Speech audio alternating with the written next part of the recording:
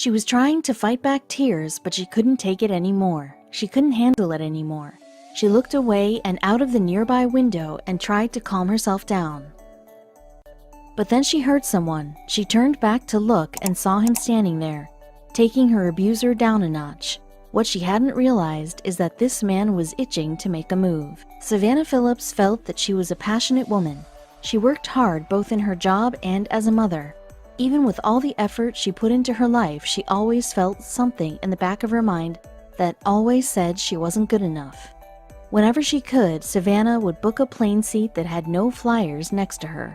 Unfortunately for her, today the plane was filled to capacity. She began to feel nervousness overcome her. She tried to breathe, but she never knew what would happen on the plane. Savannah had been battling with her weight for most of her life. Because of her weight, she had heard it all. A lot of people were heartless, and some were just ignorant. Whether international or not, it definitely affected her self-esteem. America's population is no stranger to being overweight. It has been a problem for a while now, but a recent development is body shaming. This doesn't help the problem or motivate someone to lose weight. Savannah knew this and had always been sensitive about it, even though she tried to have thicker skin. Savannah didn't fly out of pleasure, she flew out of necessity. She went on many business trips and had to get on them to travel. Even though she hated the cramped cabins, she just had to endure it. She had found a solution to her flying problem. She would book the seats around her, so there wouldn't be anyone around her and she'd be more comfortable and less claustrophobic. Savannah had already booked her ticket, and they had said that it was full, but she couldn't help but try again. She got to the gate and asked the check-in assistant if there hadn't been any cancellations. She simply shook her head. Savannah would have to board the packed plane without a spare seat. Savannah's experience with packed planes was never a good one. She looked at the check-in assistant and tried reasoning with them, but she looked at her and said it was just impossible with the number of passengers on the plane. As Savannah made her way to the plane, she could see all of the passengers on either side of her. She already felt like there were eyes on her. She didn't appreciate it and could feel her anxiety slowly rising. She just looked down at her feet and kept repeating, "It'll all be over soon." But she couldn't shake the horrible feeling in her gut. Her instinct told her that something would happen. Savannah was now boarding the plane. Seeing the jam-packed cabin, she tried breathing and as calmly as she could make her way to her seat. She got to where her seat was, but it was a window seat and there was a man sitting in the aisle seat of the row. When he saw her waiting, he rolled his eyes and stood up to let her pass. When she shuffled past, he let out a loud sigh, which made all of the calming exercises that she tried redundant. The man sitting next to Savannah was an elderly man wearing bright sunglasses.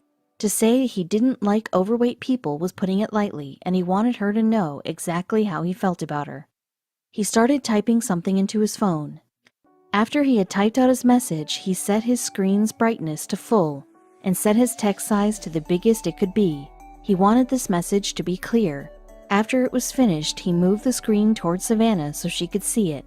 But what he didn't account for was that the man sitting directly behind him could see everything. Savannah was always a helpful person. When she saw the man moving his phone towards her, she asked what he was doing. He said that it was so he could see his screen better, but he was lying and kept putting the finishing touches on his message. But when Savannah saw what he had typed out on his phone, it took her by surprise.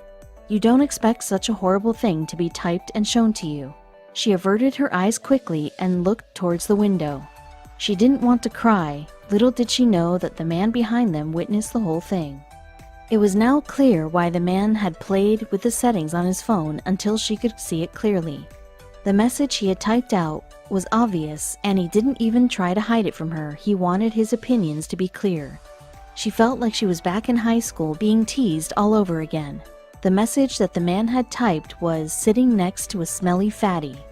Savannah couldn't take it, but she was unaware that her protector was so close. The old man received a sudden, vigorous tap on his shoulder. As he turned around, he heard, "I need to speak to you, now." Startled, he rose and followed the young man down the aisle. Angry, Chase Irwin spoke firmly. "We're switching seats, now," he ordered. Taken aback by his confrontation, the old man cowardly agreed. Sitting back down, Chase addressed the tearful Savannah. Then he really became a hero to many. On the plane ride, Savannah and Chase began to talk.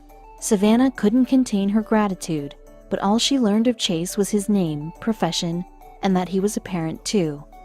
When they landed, Savannah felt compelled to share her story, but she couldn't find Chase on social media, so she wrote a powerful Facebook post and urged people to share the post until Chase was found, but she didn't expect the response she received. Savannah's post began, "I'm only sharing this story of what happened to me today in hopes that the person who stuck up for me will somehow be recognized. We sat on the runway waiting for the okay to take off for about 10 minutes. I sat there unable to stop silently crying. I was scrunching myself up against the wall as far as I could," she continued. "The guy next to me was taking out his headphones. Someone behind us said, 'We're switching seats, now.' The guy next to me said, 'Okay, why?' And I hear someone say, removing curse words, 'You are texting about her and I'm not putting up with that.'" Savannah was taken aback by how many likes, shares, and comments her post received. Many users wrote encouraging comments stating that Savannah was beautiful just the way she was, and not to let the rude man's personal opinion affect her. Many users also praised Chase for his actions and said that his good deed needed to be acknowledged, and they were determined to find him. It wasn't long before Facebook sleuths identified Chase Irwin by looking for the page of the restaurant he managed. Dierks Bentley's Whiskey Row Bar and Restaurant in Nashville. Soon people who had read Savannah's heartbreaking story began to flood the restaurant page with well wishes and praise for the hero Chase, and it wasn't long before the media caught wind of the story. Chase said in an interview with News Channel 5 that he had not approached the stranger and intervened for the publicity. When he saw the text that Savannah's rude seatmate was writing, something inside of him snapped. "I was going to wait until the end of the flight to say something, but I could not have this guy sitting next to her this whole flight and her thinking he's making fun of her," Chase said. "It really gets to me deep down when I see someone crying, and when I saw her crying it really hit me hard, and I actually got sick to my stomach." Chase had been paying attention to the situation from the start. He sensed that a situation would unfold as the elderly man was excessively rude to her. As soon as he had seen the text, Chase knew he couldn't let this old man get away with hurting another person so badly. But he had no idea how much of a difference his act of kindness would make. The rude man had written, "Hey babe, sitting next to a smelly fatty. She's overflowing over my armrest. I think I'm going to be sick." Chase couldn't believe what he was seeing. "I began noticing her wiping her tears and my heart sank," Chase confessed in an interview with Inside Edition. He knew he had to do something. He took a short video of the man on Snapchat and wrote, "This guy, probably mid-50s, just texted his wife that he's sitting next to a smelly fatty and was about to vomit. I watched her read his text and is now looking sad." Deliberating over whether he should confront the man right then and there, he added, "Should I just say something when landing?" Then he decided he wasn't going to tolerate it. In an interview with the local news, Chase mentioned how much he hated discrimination. When he had seen what the elderly man was writing, he had to act on it. But instead of waiting to have a word with him when the plane landed, he called a flight attendant over to let her know what he was about to do. Then he confronted him. According to Chase, he approached the fat shamer and ordered him to swap seats with him, now. At first, the man was confused, assuming that Chase was offering him a better seat. He thanked him and asked why, but Chase was about to set him straight. "Because you're a heartless person," Chase told him.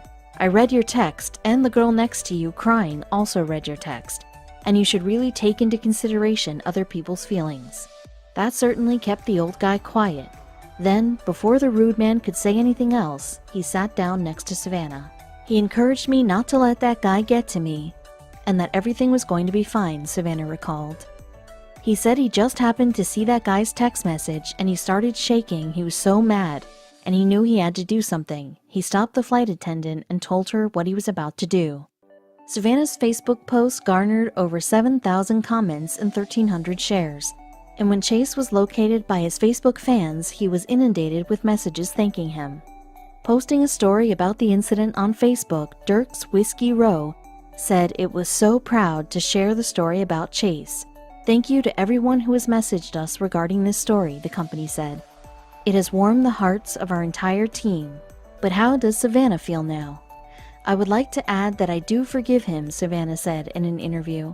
I have said lots of things in my life that I shouldn't have, just like everyone else. If I hated him, I would not be any different, and it is vital to respond with love.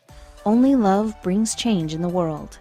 Savannah said that neither she nor Chase have spoken with the man again. She doesn't even know who he is, and I really don't want to know. I don't want this story to be about him. My goal was for it to be about Chase, and how we should all be brave like he was and stand up for others. Thanks to Chase's kindness and Savannah's post, they helped raise awareness for the victims of body shaming, an issue which has now been brought to the forefront of people's consciousness. Body shaming is an abhorrent practice that should be stopped.